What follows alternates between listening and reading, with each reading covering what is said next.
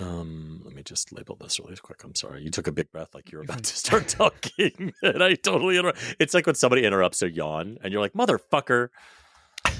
And this is Gaytriarchs.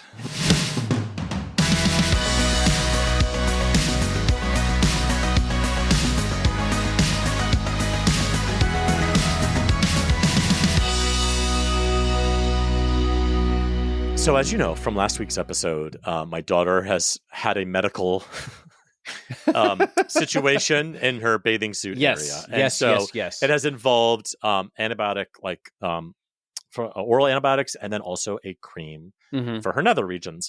And I was just thinking about like the shit that comes out of your mouth as a parent that in the moment is so normal and real and actual and there's nothing funny about it. But then you just pretend like you've walked by the house and listened. This morning, my husband walked upstairs and I was upstairs and my husband was downstairs and I had written on our calendar a little star, which was to designate the end of putting this cream on her vagina. And I'm upstairs and my husband yells, "What does the asterisk mean on the calendar?" And I'm screaming from the other room, "It's the last day of the vagina cream." And he goes, "What?" I said, "Vagina cream." He said, "What?" "It's the last day of Hannah's vagina cream." And so we're screaming at each other about her vagina cream. And I just kept thinking, if anybody's walking by this house and they hear two gay men yelling at each other from either floor. So today is the last day that I have to do this. So I'm looking forward to that. Fantastic. And everything is cleared up and everything. And she's not in discomfort. She's totally fine. And yes. That is something. Well, speaking of torturing our children or actually making their lives better, you're welcome very much. I have no real updates on the saga of Gavin getting his soon-to-be high schooler back into music. She still hates music. She hates it. Of course. So I have now outlawed singing in our house. Oh God! I have what outlawed is this, it. Reverend Shaw Moore in Footloose? You're like, oh, listen. God. If you hate music and you don't want to continue your music education, then I don't want to hear it around the house. I've gone super DEFCON 6 negativity. Last night at dinner, listen, as you know, as from last week, and listener knows from last week that we've tried to bribe. We're not getting a puppy to assuage, but we have tried to bribe with positivity. And last night, as I just sensed that maybe we had turned a corner, and that she was going to be like, "Okay, I'll do it." She was like, "Oh, absolutely not." And I said, "Okay, then I'm taking away. You will have serious limits on your phone time," which that only turned into utter pushback, and that's not. No, you won't. Like it wasn't. It's like she's in pre-denial that I can be an asshole, and I'm like, "Oh, girl, I am going to win this saga. Trust me." And I'm not alone. My partner feels the same way. So it's just that I'm the one who chooses these battles. I thought you were going to take a step back and let her come to you. Be like, you don't need to go, and let her find the joy in music instead of lighting pianos on fire in your house. Yep. The pianos are still on fire. Will be smoldering until that I get that. But listen, we're under a deadline. We got to make these choices sooner. We're already past the deadline, frankly. Yeah. So I got to fix this problem. And the problem isn't you. I'm holding up a mirror. The problem is you. Let it go for an entire year. Say, no music for you. We don't have to do it. Give her the year to be her own self and to stick it to you and to piss off her dad, and let the music find her. David, I know that I would, under normal circumstances, I would say, do not record me saying this, but I know that you are correct. Oh, that is going to be our new promo video. It's just you saying that over and over again. However, I will not be following that advice. You know what? I appreciate it. I appreciate somebody who knows the right move and chooses not to go down that path. Oh, man. This is a random thing, but I put it on the list because I have never experienced this before, and I know you have. It's my first time. I have a 5.5-year-old boy who the after-school teacher called me and said, "Your son's not feeling well. He's asking if he could go home. Do you want to talk to him on the phone?" I said, "Sure, put him on the phone." And I immediately realized I've never talked to my son on the phone before. Uh-huh. I've had FaceTimes with him when I'm out of town working. I've Yeah. never had an audio hold the phone up to your ear and your kid is on the other end of the phone. And does he know how to do that, actually? I wasn't there, so I mean, he talked to the phone normally, Uh-huh. but Gavin, it was the most unsettling thing. First of all, he didn't sound like himself. Uh-huh. He sounded like this little baby child that I've never spoken to. But it was it was an out of body experience. I was like, I'm having a phone call with my baby, who's 5.5, right? Right. But like, it was so fucking weird to have this conversation. Is that weird that it was weird? No, I think that's a surreal moment for sure. When it's almost like you've disembodied your child from the voice, from the body to the presence and everything. Yeah, that seems like a rite of passage. I'm glad you and stopped they're like to note it. older. Yeah. Yeah. And like they're like, oh, like I can call my son now. And he's communicating in a way to verbalize his needs, not just whine about them. Like that's a big step. Wow. It was really fucking weird. Anyway, that there's no point to that story other than like, I think this is one of those, like we talk about, like the changes in your kids growing up and becoming different people doesn't happen in these big bangs. It happens in these little quiet moments. And that was for sure one where I was like, I just can call my son on the phone and chat about things. These big bang moments of like big growth reminds me of this morning driving my kids to school because we choose to be late often on Fridays. So anyway, we were chatting and our cat this morning brought in a mole up to the doorstep because she loves us apparently. So of course a cat's love language is killing rodents and bringing them to us. And so we had this whole discussion about, oh, she's so cute. It was funny. It was, oh, she's so cute that she's bringing us dead rodents. Oh, she's so cute. And we realized their ages, and our cat is now, we had a pandemic cat, so she's going to be 5 soon. Our dog is 3, and my daughter's saying, oh, little baby's just growing up. And I'm like, oh, you have no idea. Yeah. And also, please do band. In fact, you have to do band. Let it go. So speaking of not letting things go, oh, here we go. Everything is terrible, right? As we know. But here at America's Finest News Source, I have nothing but good news to bring, okay? So, yes. 2 great things are coming out of Congress. I would also mention that it is not coming from people actually trying to stop Donald Trump in his dismantling of democracy. But anyway, keeping it positive, there are 2 Congress people up in the Northeast, shout out to New England, making change for good. U.S. Representative Becca Balint, who's from Vermont, has actually introduced a bill that is called the Transgender Healthcare Access Act, and it establishes grants to support medical education programs and professional training in transition-related care, and to expand access to such services in rural communities. Now, listener, if you think that I just read that from a copy-paste from an article, I absolutely did, but I didn't want to confirm. I'm looking at it in the outline right now. Didn't want to get it wrong. But like, how fantastic that she's like, you know what? Let's stop the nonsense. And she's trying to turn our kids trans. I get it. Yeah. Right. Got it. Okay. Yeah. So shout out Representative Becca Balint. If you want to come on to Gaytriarchs and talk to us about your act, we would love to have you. And then also from neighboring state New Hampshire, there is not only, I knew that there were some gay representatives in the U.S. House of Representatives out there, but Chris Pappas is an out gay congressman from New Hampshire, and he is running for the U.S. Senate. So were he to win, so Senator Jean Shaheen is actually, this is her last session, so he will be running next year. And it's going to be a full slate of people probably, including the very popular Governor Sununu is also running. But nevertheless, hey, Chris Pappas, come on to Gaytriarchs and tell us about your Senate race. And I would say that makes him, by default, whether or not he has kids, our DILF of the week. So he's cute too. Look up pictures of him. He's very cute. Yeah, absolutely. He looks like your college boyfriend that you dumped for like the bad guy, and then you regret dumping him. Totally, right? Because he's such a good guy. He's the guy you want to have a long-term relationship with, but you dumped him because he was too nice. Yep. Do you know what I mean? And he had boring hair, probably. So, and he's got very senatorial hair. That's for sure. Anyway, speaking of nothing. I thought I was literally in my head going, how do we get into the top 3? With hair. Like, speaking of senatorial, Senate. Speaking of dumping your ex. Yeah. It's our top 3 list. Gaytriarchs top 3 list. 3, 2, 1. All right, this list is my list, and I painted myself into a fucking corner. This is a tough one. This was so tough because the top 3 list this week is the top 3 women. Right? And I purposely chose that to be really, I wanted it to be difficult. And you're so clever and you're so funny. And I'm so clever. But then as soon as I sat down, I was like, are we talking about my mom? Mm-hmm. These kind of people. Or then I'm thinking like, are these people who changed the world? Are we talking about Marie Curie? Yeah. Are we talking about like, and I just, I literally was like, I don't know what to fucking just do. Pick a category.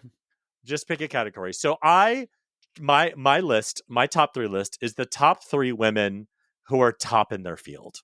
and there are a million other fields and a million other women, and I literally have a list about 20 people long. Yeah, where I was looking at it and I was like, these are all women that I'm obsessed with. I mean, Rashonda, that we talked about a couple weeks ago, a couple episodes ago. I was like, oh yeah, she would be a great woman. So, without further ado, here are my top 3 women. Okay, number 3, Michelle Obama. Totes. And I don't even know what category. She's not the top 3 politician. Absolutely. She's not the top 3 woman politician. Mom. She's the top. Yeah. She's the top. She's the tops. And she's probably the top in that relationship. Number 2, in my kind of singer-songwriter category, Dolly Parton. Oh, no, I get that's a very gay choice. It's a very gay coded choice. But she is top woman. Yeah. What an incredible woman. Not only obviously she's an incredible musician, but like the good she does for the community with reading and all of that shit. And I don't necessarily totally agree with her stance in politics about like, I don't talk about politics, but I do appreciate that she did that in an effort to allow gay people to still follow her and be a fan of her. So number 2, Dolly Parton. Totally. And number 1, again, there are other great women, but the number 1 for me, because she's an actress, but more importantly, she is a comedian whose work still makes me like gutturally belly laugh, and that is Carol Burnett. Oh, yeah. Carol Burnett, if you watch Annie, the movie, the original movie of Annie, her scenes are so fucking funny. Yeah. To this day, it doesn't look like old-timey funny. Yeah. It's like nowadays funny. She sings Little Girls in that movie. She's and so I've good. watched it recently because my kids are obsessed with it. And she's walking around this apartment and there's like low-hanging lights that keep hitting her in the face. It is so fucking funny. So there you go. Number 1, Carol Burnett. What about you? Okay, so I did curse you on this one for sure because it was so open-ended, as you already made the disclaimer. So I'm going to go with, what are the 3 names of women that came to mind first, or what just immediately popped into mind? So I just went with my gut reaction, okay? This is not because I didn't do this 3 seconds before getting to it in the script. We're aware, yeah. First and foremost right now, woman in my world, AOC. She is God, love her. She's so brave. Amazing. She speaks truth. Whether or not you agree with her, I do feel like that she is one of the most transparent and brave and logical people in our world right now. So AOC comes to mind. Number 2. Oh, God. Madonna. Just cause. Just cause. Okay, I hear that. I realized I went 1, 2, 3, which is your hugest nightmare with me. But you know what? These are all number 1. Let me just rephrase that. These are all number 1s for me. The number 1s who just come to mind. Number 1, I will say, my mom. So I'll just... That's pretty fucked up. Sorry, Mom, that Gavin took the mom slot, and I don't get to say mom. My mom is number 1. And then, but I also want to give a honorable mention to Betsy and Amy, our listener, who pride themselves on being our listener. And I think that we do have lots of women listening to our podcast, we absolutely which is have really a lot thrilling. Of women. Yeah. Because you don't know. You want to create a community and you don't know what's out there, but we're just following our instincts. And we are so proud to, you're all Gaytriarchs out there. So shout out 100%. to all the women who are Absolutely. listener. We love our listener because we are obsessed with women. And, going with your AOC, like one of the things I couldn't do that AOC does perfectly is people like the right fucking hate her. And the fact that she continues to do the things in the way she does, the transparency, all that stuff. It's why Hillary Clinton was on my list, because I was like, that woman, people fucking hate Hillary Clinton, but she still fucking plugs Fights. on and fights and does her work and does for the good. And I just like, I am not mature enough to do that. When people come for me, I would spend all day being mean and clapping back. They don't. They're like, listen, I'm not clapping back. I have a live to do to talk about the new policy. Right. And I so appreciate it. So women listener, we love you and respect you. What is next week's top 3 list? I knew it. I fucking knew it. No. He just took a big lean back and he's thinking about all. I have told him 100 times, listener, to create a little document that's all your ideas for top 3 list that you can pull from at any time. I have that, but I don't know where it is. So the thought that I have been mulling for a very, very long time now is that we are coming up to Easter, and whether or not you are a believer or an atheist or just whatever in this holiday, which has been, of course, co-opted by Hallmark and capitalism, what are your top 3 favorite Easter traditions? Our next guest is a Texan, presumably proudly so, who came to New York City and has radically altered its landscape and the culture of an entire neighborhood, or 3. He's into movements, creating them, crafting them, fostering them, and occasionally probably flushing them. Oh. And as a gay dad of 2 kids, one of his favorite movements is talking gays out of having kids. Please welcome to Gaytriarchs, the Highline guy, a.k.a. Robbie Hammond. Robbie, welcome. Thank you. Welcome. Thanks for having me. What an intro. So- Gavin usually flounders with the intros. That's a solid intro. That's a good one. Yeah. So, Robbie, we always want to know, how have your kids already driven you bonkers today? Well, today was good. My husband and I share who gets up with the kids, and he offered to trade with me. I'd take him to school if he got up with them. So I was like, that's a great trade. Easy trade. And so they were super easy for me today. Well, that's good that you have that complete balance of the duties. That's a good thing. But you still took them to school, right? I still took one. One was like, my cough is giving me a cough. I can't go to school. My 3-year-old. And he thinks he has shingles. Oh, yeah. Oh, that's a hypochondriac at age 3? Mm-hmm. Although at this wow. point, the likelihood is getting more and more that he could have some weird old school plaguey disease. Yes, yeah. He's like, I have scurvy. And you're like, we might have to get you tested for scurvy, honestly. No doubt about it. No doubt about it. Well, so how did you and your husband become fathers? Through surrogacy.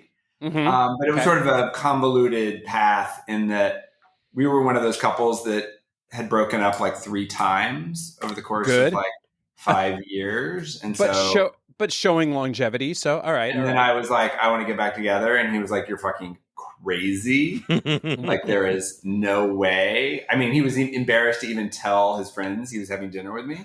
Wow. When I told him I'm in love with you again, and this time it's going to work, you know. But he agreed to have dinner with me once a week. And then during that like re-courtship, I also said, oh, I want to have kids. And he was like, I don't. And we're not even dating.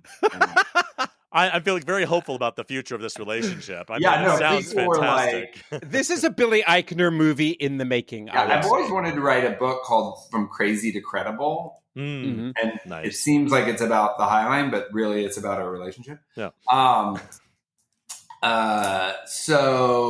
And he was super not into that. Or he just was like, what the fuck? You know, we're barely dating. Like, you were so unreliable. You were like, you know, and the idea of having a kid with you, I don't really want a kid right now. And so, but I lured him in enough, and we started going to couples therapy, and then I got a surrogate, and he was sort of coming along, you know,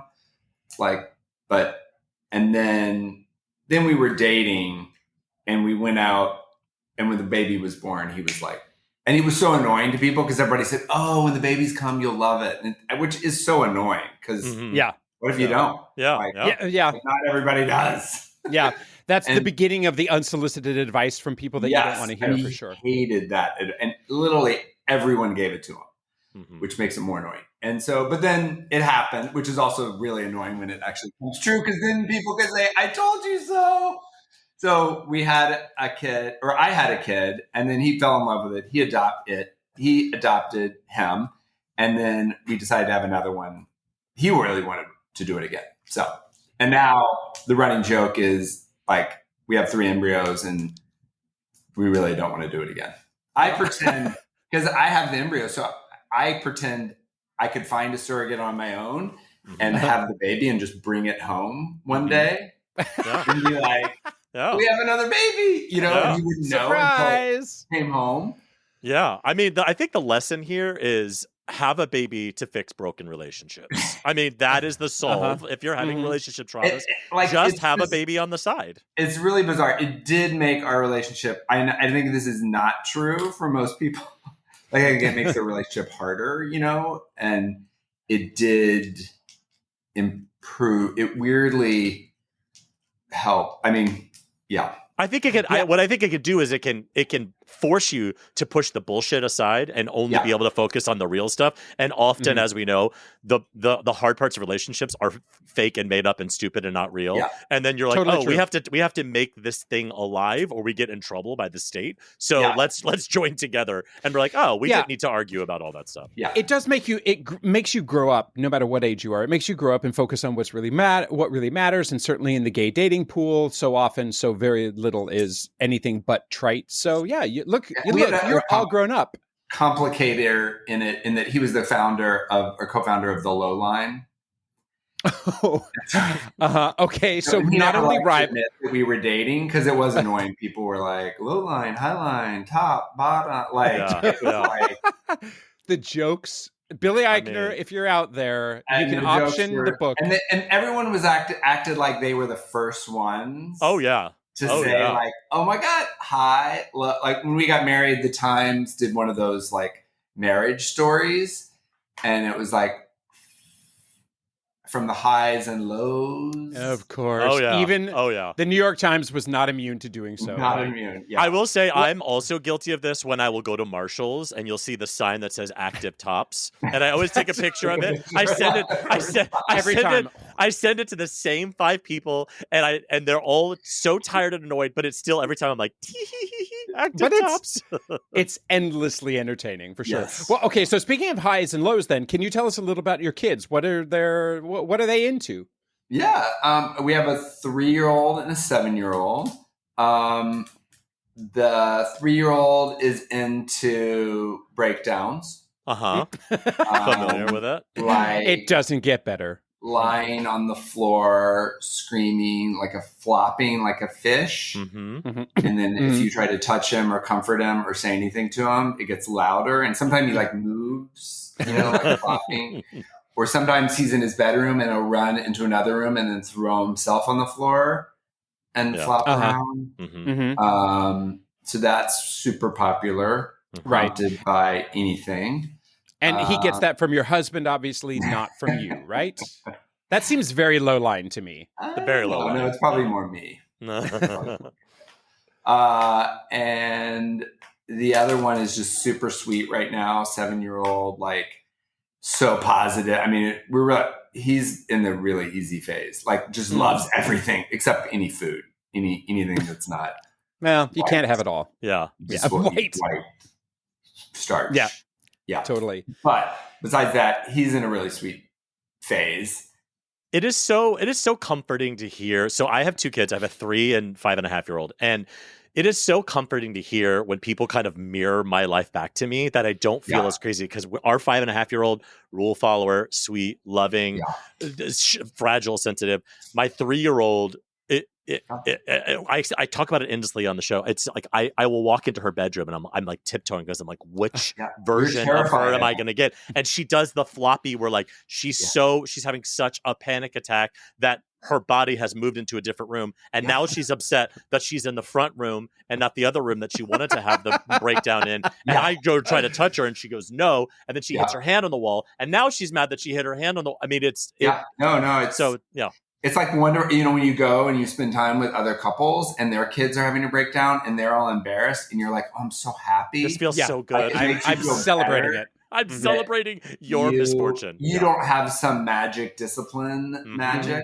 When our oldest kid was he went through the terrible twos at 4. And he stopped. He really didn't like me, and he was just breaking down at dinner. And so I got and I talked to this friend of mine who's a single mom, and her kids was breaking down, and she went to this family psychologist, and this family psychologist was like, you need more boundaries, you need, maybe a little punishment. And so I was like, so I hired this family therapist to hopefully tell us that we should like lock him in his room or something during the Yeah, totally.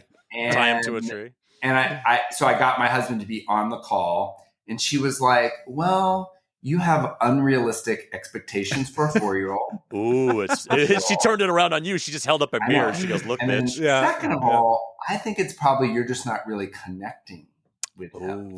Oh, that cuts deep. Spending enough time, and your work travel is probably affecting the whole family. She came for you.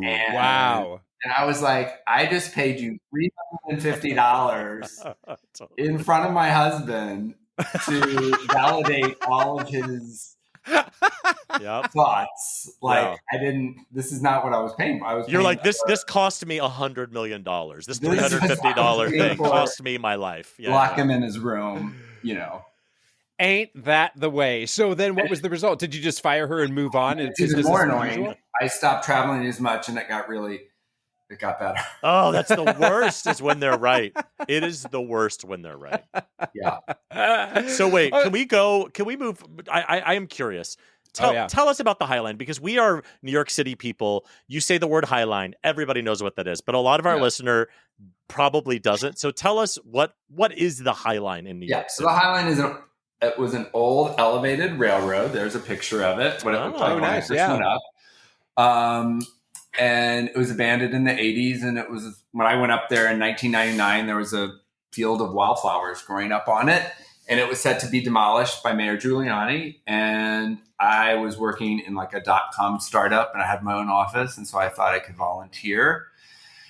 And I went to a community board meeting. I was actually on Fire Island. I came back early from Fire Island on a Monday, like a Monday in August, where I had the house for the whole week, and I could have stayed. That's a massive sacrifice you made. People, right? I know. Mm-hmm. And I came back to go to a community board meeting, which I'd never been to, and I sat next to another guy, and we were the only, and it was on the agenda, and we were the only two people interested in it. So I was like, "Why don't you do something?" He was, "No, you do something."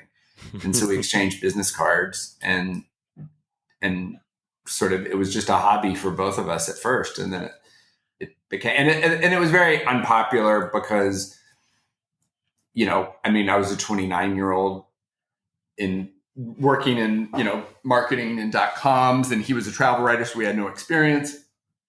And it was just the developers, ironically, and the city was, for tearing it down because they wanted to be able to, felt like it would be better for development. Yeah. And they thought, these two guys with no experience and no money, rightly so, my mom asked, what are the chances? And I said 1 in 100, because I'm a dreamer, but not stupid. And you have the audacity of a gay man, which is significant. Well, later we get Josh is also gay. The other co-founder, Joshua David, lived in Chelsea.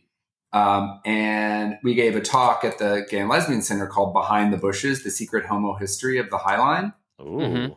Because there is a lot preservation, and I'll say gay men, Herbert Muschamp, who was the architecture critic for the Times, who was also gay, one time he was writing an article about preservation. He says, sort of the secret alliance of preservation in New York is the alliance of gay men and rich white women. That sounds like a duality. And then if you think about it, like and gentrification. Mm-hmm. Because if you think about who fixed up those old falling down Victorian houses in bad neighborhoods, 100%. Follow the gays. Yep. Follow the gays. If you look at the High Line and gentrification of Manhattan, the West Village, Christopher Street, absolutely. First gay neighborhood. Yeah. When Chelsea. I moved to the city, it was the cheapest neighborhood. I started paying $700 in rent for a huge terrace, and then when I left, it was $5,000. Yeah. Then Chelsea, then Hell's Kitchen. The gays and the High Line, and it's not a coincidence because gays went to industrial neighborhoods. The High Line was that was why it wasn't torn down, because it was an industrial sort of artifact. the first time I knew of the High Line was, I think going to the Roxy, this little gay nightclub for some people. For our listener. Well, our listener, it's all. Not only was it a gay nightclub, it's not around anymore, but it's a gay nightclub in a roller rink, right? Mm-hmm. In a former roller rink. Yeah, and now it's a Thomas Heatherwick building on. Of course, it is. At what point in the process for the High Line did you think, wait a minute, maybe this has traction? Maybe we can do something here? I mean, that's what's so weird, because now it's so successful and popular. It seems sort of obvious, but I was worried when we opened. It took us 10 years. We started in 99 and we opened in 2009. So it took us 10 years to sort of save it, design it, raise the money. We partnered. The Bloomberg administration was a great partner of ours. We couldn't really have done it without him and his whole administration. But then I didn't know if it would work. I mean, I live in a 3-story walk up and I'm out of breath. The High Line's 3 stories high. I mean, did anybody want to walk up there? No one was on 10th Avenue to begin with. I mean, 10th Avenue was abandoned. I mean, would it all die? Because it's a bridge. So we planted all this plants on a bridge that heats and cools from top of my, and we initially we thought, we told the city that we would get up 300,000 visitors a year, because that's how much the Whitney got before it moved downtown. When the Whitney was uptown, and the Guggenheim, they got about. We thought that would be great if we could get as much as as those institutions. But we just didn't know if anybody would come. I mean, it didn't. And then the first year, 1 million people come, and now 8 million people come. So we have over success problems. The weird problems are over success. On opening day, leading up to opening day, you still were like, I don't know if this is going to work. Definitely. And That's when amazing. people throw the DOT, the Department of Transportation, wanted us to put there's something called the frozen turkey rule, where one time someone took a frozen turkey and threw it off a highway bridge. Oh, yeah. I forgot about that. And it killed somebody. Yeah, Killed someone. So after that, they mandated any new bridges over roads have to have an 8-foot fence. Mm-hmm. And we designed fences all over our 22 streets, and it looked horrible. I mean, it looked like awful. Yeah. And the Bloomberg administrations let us transfer the sort of decision from DOT to the Parks Department, and the Parks Commissioner let us take it away. But we were really scared. I mean, would people throw things off of it? I remember the guy that owned Chelsea Market was opposed to it because he was worried people would throw things at the transvestite prostitutes, that's what he called them then, underneath. So there were all these weird issues that, now it turns out it wasn't an issue. But that's bonkers. But so what is your least favorite thing now about the High Line? What would you like to go back and fix? I mean, of course, I love the old High Line. I mean, I love the weird magic of what it was like. I love, this is Hudson Yards, by the way, where you're looking. Like Hudson Yards is right there. I mean, so it's just a different, I mean, I can be bad. I don't know, Hudson Yards is a bummer for me. Yeah. Just putting it out there. And Related is trying to build a casino on the High Line right now. Ew. Oh, man. There's, but New York's meant to change also. And I like, I mean, the High Line doesn't like me talking about this now that I'm no longer there. I always like talking about the failures of the High Line. Yeah, absolutely. Like, I thought that was sort of more interesting. Like, no one wants to hear about the successes of the High Line anymore. It's just, and so there was a lot of things, like I think the biggest, now I sort of can encapsulate it. I think once you create value, you can't capture it back. And so we created an incredible amount of value for developers, property owners. The city is going to get like $1.5 billion in tax revenues. And the High Line doesn't get any of that back. We have a $20 million budget that we have to raise every year. And, there wasn't as much displacement, because it was the people that were displaced were people like sort of me, middle-class people, but the low-income neighborhoods, it's mostly in public housing. And so, I think if we had known it was going to be successful, we could have done more to capture that value for different uses. And I started something called the Highline Network, which was a network of other infrastructure reuse projects. And it really was to learn from our mistakes, not our failures. But that's probably that's a different podcast. I wanted to do a podcast series called The G Word about gentrification. Oh, not gay or please whatever, do that. Whatever. Listen, podcasting, it's a beautiful pool. Just hop right in. There's plenty to splash around. So in. We welcome you. I didn't do it. One of the things I feel like I've lived in New York City since 2001. I literally moved here the month after September 11th, which is a really, really great time to move to New York City. But one thing I've learned about the culture of New Yorkers, and tell me if you guys agree, is that New Yorkers are constantly looking for experiences that make them feel like they're not in New York, even though they love New York. And I feel like to me, that's part of what is popular about, not only Central Park, but like the High Line, any of these things, because you can kind of for a second pretend like you're not in Manhattan, even though you're surrounded by buildings. There is a moment where you can just have your overpriced boutique ice cream and you can stroll down the High Line and it's like, oh, I'm not in New York anymore. And it is a weird thing that we as New Yorkers do, even though we're obsessed with the city. No. So speaking of the city changing and whatnot, you are behind another movement in town. Will you tell us about that? Yeah. So I left the Highline. I'd been looking to leave. I was at the Highline for 23 years, and I left once and ended up coming back. Kind of like your husband? Yeah, it actually, you know what? I left the Highline, and then all of a sudden I had this epiphany that I wanted to get back together with Dan. I wanted to have a kid, and I wanted to stay at the Highline. It all happened in 1 month. And so... but I couldn't find a job that was sort of as interesting or as good, It was like development jobs or nonprofits or real estate. But then this guy who was a mentor of mine and my former board chair at the Highline said he was going to go work for this company that did and he was trying to describe it. I was like, oh my gosh, it's like modern day Roman baths. Which I'd always been obsessed with. Yes. I got a Rome prize and lived in Rome for a year and I just couldn't understand why we couldn't have these. Like, why did they get them, 1,000 years ago? And like, we couldn't have these amazing facilities that were not just really about bathing, about art, food. No. And that the richest to the poorest people could or went.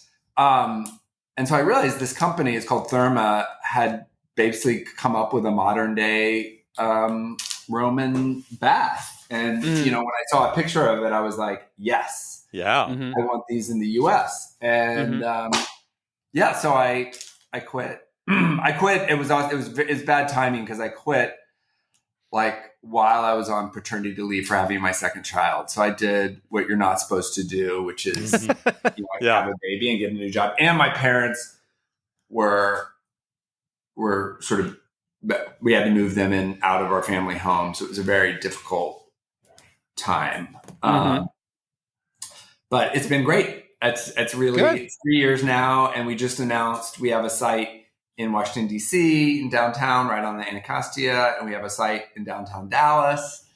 And these things are big. They're 500,000 square feet. In Dallas, it's going to be on 23 acres.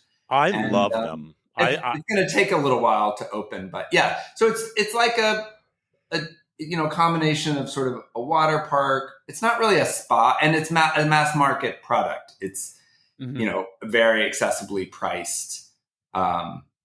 And it's mostly for adults, not kids. There's one. I was going to say. Yeah. So that's we know what water parks are all about. We've been to water park. I want now because I'm in the industry. I can't name names, but it is so foul. I looked at the water and it was just gray, and now I know what it is. That grayness is skin. Oh, nice. That's something I'm going to think about as I'm going to sleep. So tonight. We use ozone filters, so there's no chlorine and it doesn't smell. So that's one thing. That's my new day job that I love. Yeah. I mean, and you're creating, as we were talking about this before too, you're like, I'm basically trying to foment a movement. Well, that's what I became obsessed with. So is bathing in general. Like I didn't know that much about it, but then I started meeting and talking to all these people that were opening bathhouses. And at one, I realized it was like a growing business. There's a lot of them, but then I love the people that were opening these things. They were just like weirdos and passionate and like all different, coming from different. A lot of them sort of came out of tech startups. Some of, just I don't know. It was like the people that start Highline projects. They didn't come out of parks. They came out of just weird, and they all had this passion that was sort of crazy, and they were often the only one in their city.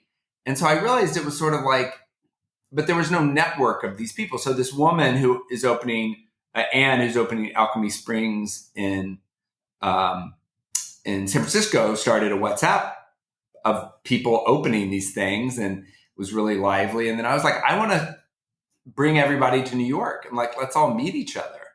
And so I started this thing called Culture of Bathing, which basically, one, brings together people doing bathhouses, but is also just trying to sort of promote the weirder side of bathing in some ways, because Love it. I think in a few years, this is going to be a big industry. And when that happens, and same with like when the Highline becomes big, you lose sort of what makes it special. And there's this guy, Mikkel, who wrote this book called Sweat in the 70s. And it has a naked person. And when he was on David Letterman had to hold his hand over the boob. Nice. And so he's sort of the godfather of this sort of movement. And he always says there's three things that make a good sweat or bathhouse: the physical, the heat, the things that it does for you, the social, and the spiritual. And right now, I think people are in some ways, they think they're doing it for the physical, like the Andrew Huberman, Peter Attia, these straight dudes that want to live to be 1,000. Yeah. But to me, the interesting part is the social and spiritual. And so that's what we're trying to promote in this. We have a Substack and Instagram called The Culture of Bathing, is really promoting more of the artistic. And so we did a variety show as part of this gathering, a public, where we had, some Rackettes doing an Esther Williams number. We had Machine Dazzle sing a song that had nothing to do with bathing, but sort of more of the cultural side of it. Yeah, so, I am a huge fan of Korean spas, and that is kind of what was my entry point. I used to live in the Netherlands, and in the Netherlands, this kind of communal bathing thing was the first time I ever went. I remember walking in, and my only experience with bathhouses prior was the bathhouses. Do you know what I mean? Like gay men going into a steam room to have sex with each other. And then when I got here, it was like children, older people, young people, mixed genders, all together in a variety of ways. And it was the social aspect that I was like a little shaken by, because it was like, why are people talking in the sauna? Why aren't they just having sex with each other? And I realized that this was like a cultural thing. So when I came back to the United States, and I started doing these Korean spas, this has been in Korean culture forever. And so I am at love. Yeah, and you can bring your kids. Yeah, and you can bring the only place you can bring your kids. And in New York City, there's a couple of these bigger spas, but I'm looking at your website now, and this is like those on steroids. We're talking this is massive change. Yeah. It's really, the scale allows us to have them be much nicer and lower the price. So we would be even less than most. Like, a lot less than a water park, and less than some of the, Yeah, because like the nicest one by me is Sojo, and that is and love it, and it's $200. Yeah, so we would be significantly. But like what you're saying, this like what is missing from those is the kind of social community, act of bathing, and some of it, now there's 4 bathhouses within 5 blocks of each other in Flatiron. Yeah. Wow. And people think it's like the peak, but it's another one's opening up next door this year. Another one literally next door to one of them. Wow. But they're all really different. They're different products. And that's what was interesting finding about Rome. I thought there was just one of these giant baths of Caracalla, but there was like 4 giant ones and then 1,000 all different other sizes. So you would go to your neighborhood one, you'd go to the big one. And, that's what's happening here. And they're just all, the 4 that are in Manhattan are different. Like one, we go for a bathhouse, we go on other dates, other ship. I might go this afternoon because I'm having a also day. The Russian Turkish baths are having a moment on TikTok right now. I don't know what about that. They have found their TikTok lane. I thought it was some genius TikTok person. It's actually the owner's daughter who, like, when she pushed draft and it doesn't make any sense, I thought that was all on purpose to make it look like it's just, she's just like, she's just bad at it, but it looks brilliant. I know. And it was too many women in bikinis. And so then she started featuring, that became all the straight guys. Yeah. And my fondest memory is I got to have Jesse. I don't even remember Jesse that was featured one time. They're all just dumb straight guys who you think are going to let you have sex with them. I'm blending into fall. And I had him come. I got him on stage. I was actually wearing the shirt. I got him on stage at my cultural bathing gathering. He came and switching modes just a little bit. I hope you don't mind me bringing my condolences that it looks like your father passed away fairly recently, right? I was having a shitty day today. Yeah. Oh man. So sorry. Can I touch base on that though to say, how did he influence you as a dad, and what's some of the wisdom he passed down to make you a better father? Yeah. I've been thinking about it. I haven't really been thinking about it in that regard. I've been really thinking about it growing up as a gay kid. I'm 55, so I was, a kid in the 70s, and then I was a teenager in the 80s. Now my life is like, the gay thing seems so easy relatively. I'm married, I have kids. I've been out for so long. That I forget what it was like growing up. You said you had a lot of sex in college. I kissed the first guy I ever kissed was when I was 21 in college, and we dated for 7 years. So I wasn't out until college. And we were so freaked out that we dropped out of college and moved to Hong Kong. Because we didn't know what to do, and got a 2-bedroom apartment because we were embarrassed to get a 1-bedroom apartment in front of the real estate lady. And then when we got to Hong Kong, we realized homosexuality was illegal there. Oh, Jesus. So, and my dad was a big sports guy. Like, he loved sports. And I wasn't. I was like a typical gay. Now I see my kids are more typical, like, straight dudes, like, I see the difference of the kids. It's a stereotype, but a lot of times you go to the playground and the boys are running around hitting each other, and the girls are underneath the playground, like, talking. Like, I was definitely underneath the playground talking. Same. Totally. Terrified of balls. I mean, balls were terrifying. Right. If they got thrown one at me, would it catch it? It was just like, and my kids can't get enough of balls. And but my dad he made me play t-ball. He said, okay, all I want you to do is to play, and you just play one game. If you don't like it, you can quit. And I was like, that's a good deal. And I went, and I guess I hit the ball, which is amazing to me. And he thought I'd really like it. And I was like, okay, I'm done. And he never said anything else about it ever. And I think I never I felt shame, but never from my parents. I knew, and when I came out in college to them, I knew they would be accepting, especially him. Like, I knew that. And so to me, it's often we talk about what your parents do when you come out, whether it's positive or negative, but I really think it's what parents do before you come out that really makes the difference, because you're already shaped,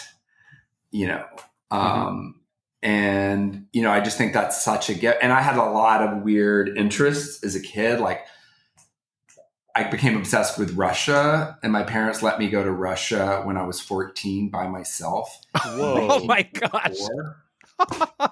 like this is alone. This is pre-perestroika. This is like the evil empire. And I was in Texas. I grew up in Texas, where it was real weird. And then I lived over there for 3 months in college. Wow. I mean, in high school for the summer. So, and then I became obsessed with Russian crown jewels and collected books. I can still tell you basically every tiara. There it is. that and I could probably tell you the provenance of every single one of Queen Elizabeth's tiaras. Wow. And how many of them came from Russia too. This all tracks, frankly, with the path you've been on in life to follow passions and see them through. But they let me do it. They let me do it, you know. Yeah. And God bless, I grew up in a time where people just I thought a good way to hide my gayness was to be really into Madonna. Oh yeah. Yeah, it's a good one. Yeah. And so but this was Madonna's first album. Sure. And like a Virgin, she was considered like sexy. Oh yeah. Yeah, totally. You know, and so like I was alive when the ATMs came. I don't even know if people know what ATMs are. They were these machines where you used to get cash out of. And my first ATM password was MRTW. You guess what that is? Madonna rules the world. Just the gayest. Awesome. The gayest. It's just like, and yet I the had a straightest. red cabriolet convertible. Oh my Nice. god! Oh my god! Wow. You having sex with men would be less gay than the things you just said to us. I know, and no one really. I wasn't outed. I mean, it was just because people weren't associated with those things. Like they just it was like Will and Grace, or when you I don't know, when people knew. The solidification of stereotyping, actually. I mean, as absurd as it seems right now, I could see how people wouldn't immediately be like, "Oh, obviously he's gay." I don't know. It was all more closeted. Literally, and I think some people did closeted. if you were smart or if you had any kind of, But So, but going back to my dad, so I feel like in some ways that's like the biggest gift. He was a very sweet man. A lot of great dad things, but he, that he gave that to me. Yeah. Yeah. That he set you up for a shame-free existence to come out, if you would, versus being good about coming out, right? Like you said, and there's plenty of shame because I thought I was going to die, and my husband and I went when we graduated, or not my husband, my first boyfriend and I. In college, we went to Angels in America Perestroika, the second part, the day we graduated from college. We graduated from college and came into the city to go see it. And, we're just crying and crying because we thought, which one would we be? Sure. Like, wow. Who's going to die? Who would leave the other one? Yeah. Oof. He was pretty sure that he would die and I would leave him. Probably would have been true. But yeah. So that's what I've been thinking about. Yeah. Well, it is a testament to him and to both of your parents that you are somebody who's been able to follow passions. And that's great parenting advice, frankly, is let your kids' eccentricities fly. Now, I immediately want to turn that to myself, and with my daughter's complete obsession with TikTok, how on earth do I turn that into something productive in her life? Maybe sending her to Russia at 14. Yeah, go for it. I mean, it worked for him. So Robbie, tell us what is that story about your children when they're still quite young, but in your parenting path, what are those stories that you will never, ever, ever forget the time when? I don't know. I just recently, when my husband told my oldest son, that my dad died, he looked very thoughtful, and he said, "Can we still stay at Hotel Emma, this nice hotel?" you're like, all right. And then going to bed that night, he asked tons of questions. He didn't ask any questions, and then finally he said, "Big Dad," which is what he calls the other dad. Do you think Bob, which is what they call my father, his grandfather, bought me those Tintin books before he died? Oh my God. Worried about presents, worried about which I was sort of psyched for that exchange. I don't know. My favorite thing about having kids is talking about them with my husband when we go to bed. Mm-hmm. Mm-hmm. Like, what did they just say? And where you can't wait for them to be asleep, but then as soon as they're asleep, you're like, oh my God. So let me just tell you the story. Yeah. Let me show you the pictures I took. It's really hard to appreciate the cuteness. And that's why I think that my husband now doesn't want me putting pictures of my kids on Instagram, which is good. But, whenever I would see pictures of my kids on Instagram, I would think, oh my God, this is like such a cute life where it doesn't feel cute or fun. In the moment. Yeah. In the moment. Mm-hmm. And so that's why talking about them is some of my fondest memories. Yeah. Well, Robbie, we of course love to talk all day long about kids, and thank you for having demeaned yourself by coming onto our stupid little podcast to talk about yours and all of your passions. And we can't wait to see what you build from here. Can I give the spiel about urging gay men not to have children? We're all about it. Go for it. Okay. Because my husband thinks this is like, he doesn't like me doing this because he thinks it makes it look like I don't love my children or don't care or wish I didn't have them, which is not true. I love my children and I'm so happy I have them. But I just feel like gay men of my age and a little younger, you know, when you're in your 40s and 50s, people are successful in their career, they have a relationship. And I feel like now there's all this pressure on them to have kids, or they think they should have kids because I don't have anything else to do. I've done my career, you know, and especially like wealthy, upper middle class gays, you know, I often literally hear many times, oh, I've done the financial calculation and I can continue to live my life. Terrible place to start with having kids. I've crunched the numbers. I'm like, one, those numbers are not correct. Yep. They're not correct. Yep. I don't care. It is gonna hurt financially. Like we're literally having this conversation now where we're talking about our daughter this year is going to not be in daycare anymore. She's going to go to like preschool, which is paid by the town. And so I've already spent that $1,500 a month. I keep telling my husband, I'm like, no, but it's $1,500 less a month or more a month that we have. Wow. And he's like, no, because now summer camp, which is $500, and like all of a sudden, wait, $500. Where's that summer camp? I want to go to that summer camp. Weekly, babe. So it's like, oh no, that money doesn't magically come back to you. The money absolutely is spent somewhere else. Yeah, always. And then the other things like, do you like going to the gym?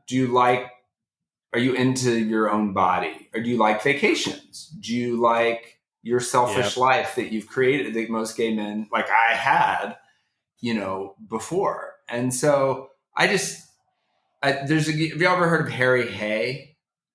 Mm-mm. He started something called the Mattachine Society. It was the first gay political organization in the like 50s or 60s, I think.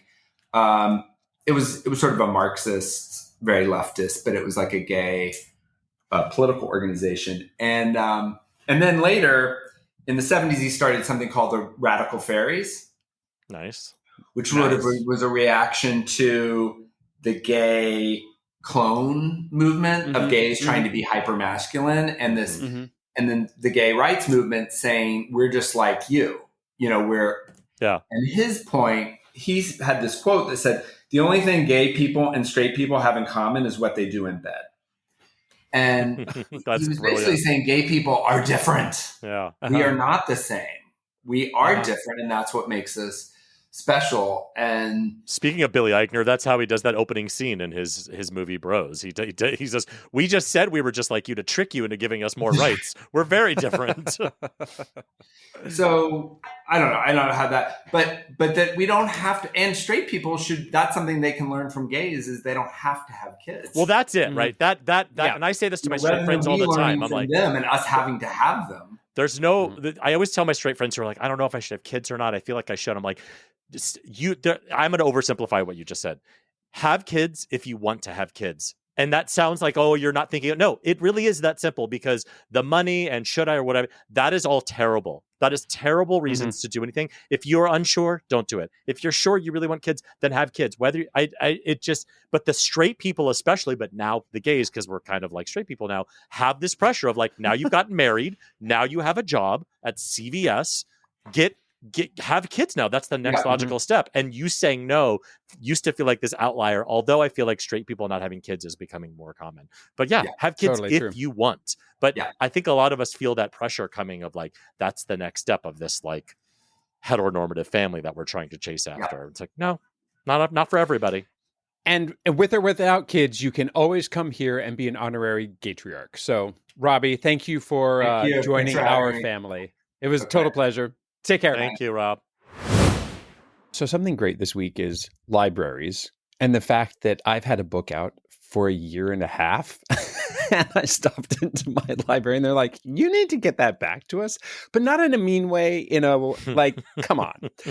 But the book, I'm lucky enough to be in touch still with my high school English teachers. They're a married couple.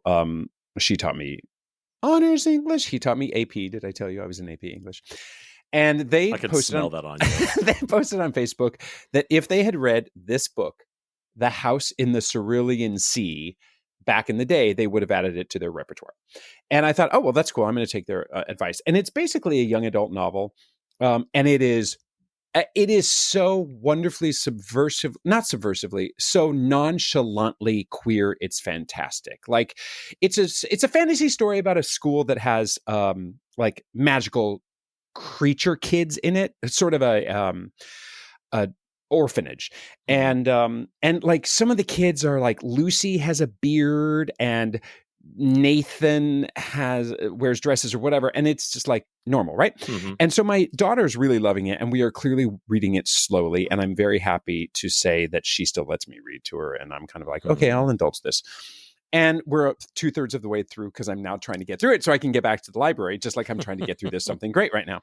And last night we were reading, there's a very stressful part of the book where suddenly this character who's going through a super, super stressful time says, I've seen it before. It's awful, but it's not anything I haven't dealt with before, but it's funny, right?